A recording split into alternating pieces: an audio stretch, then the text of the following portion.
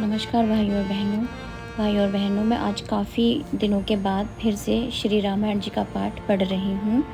मैं page number 66 यानी 66 से शुरू करूँगी। वे सब दोषों से रहित, सब गुणों के समूह श्रीपति भगवान वैकुंठपुर के रहने वाले हैं। ऐसा वर लाकर तुम्हें मिला देंगे। यह सुनकर पार्वती हंसकर यह वचन बोली, आपने सत्य कहा है कि यह शरीर पर्वत से उत्पन्न है। इसका हट नहीं छूटेगा, चाहे देह भले ही छूट जाए।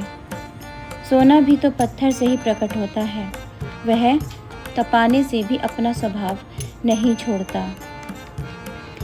नारद जी के वचन को मैं नहीं छोड़ूंगी, चाहे घर बसे अथवा उजड़े। इससे मैं नहीं डरती। गुरु के वचनों पर जिसको विश्वास नहीं, उसको सपने में भी सुख की सिद्धि सुगम नहीं है। माना कि शिवजी अवगुणों के घर और विष्णु समस्त सद्गुणों के धाम है, यही सही। परंतु जिसका मन जिसमें रमे, उसको तो उसी से काम है। हे मुनीश्वरों, जो पहले ही मुझसे मिलते तो सिर पर धारण कर आपकी सीख सुनती। अब तो मैं अपना जन्म शिवजी के लिए हार चुकी हूँ। गुण दोष का विचार कौन करे। जो आपके मन में बहुत हठ हो, वर ठहराए बिना नहीं रहा जाता। तो जगत में वर कन्या बहुत हैं। ऐसे कौतुकी पुरुषों को आलस्य तो नहीं होना चाहिए। करोड़ों जन्मों तक मेरी यही हठ है कि या तो शिवजी को पति बनाऊंगी, नहीं तो कुंवारी ही रहूंगी। चाहे शिवजी आप ही आकर 100 बार कहें तो भी नारद जी का उपदेश नहीं छोड़ूंगी। मैं पैरों पड़ती हूँ, आप घर जाइए। यहाँ आए बहुत देर हो गई है। शिवजी में पार्वती जी का ऐसा प्रेम देखकर ज्ञानी मुनि गण बोले, हे जगत की माता भवानी, आपकी जय हो, आपकी जय हो।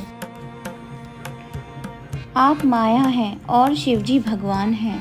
आप दोनों जगत के माता पिता हैं। यह कहकर मुनि चरणों में मस्तक नवाकर बार बार प्रसन्न होकर चले। जाकर मुनियों ने हिमवंत को भेजा। वह विनती करके पार्वती जी को घर ले आए। फिर सप्त ऋषियों ने शिवजी के पास जाकर पार्वती जी की सब कथा कह सुनाई। पार्वती जी का प्रेम सुन शिवजी आनंद मग्न हुए और सप्तर्षि प्रसन्न हो अपने अपने स्थान को गए। तब सुजान शिवजी अपने मन को स्थिर कर रघुनाथ जी का ध्यान करने लगे। उसी समय तारक दैत्य हुआ। उसकी भुजाओं का प्रताप, बल तथा तेज बड़ा भारी था। उसने सब लोक और लोकपालों को जीत लिया है। सब देवता सुख और संपत्ति से हीन हो गए हैं। वह अजर अमर था, अतः किसी से जीता नहीं जाता था। देवता लोग उसे अनेक प्रकार से युद्ध करके हार गए। तब ब्रह्मा जी के पास जाकर पुकारे। ब्रह्मा जी ने सब देवताओं को दुखी देखा। सबको ब्रह्मा जी ने समझाकर कहा कि इस दैत्य का मरण तब होगा जब शिवजी के वीर्य से पुत्र उत्पन्न हो, वही इसको रण में जीतेगा। मेरी बात सुनकर उपाय करो, ईश्वर सहायता करेंगे, कार्य होगा। सती जी ने जो दक्ष के यज्ञ में देह त्याग दिया था, वे हिमाचल के घर में जन्मी हैं। उन्होंने शिवजी को अपना पति होने के निमित्त तप किया है और शिवजी समाधि लगाए बैठे हैं। यद्यपि इसमें बड़ी दुविधा है, तो भी हमारी एक बात सुनो। तुम जाकर शिवजी के पास कामदेव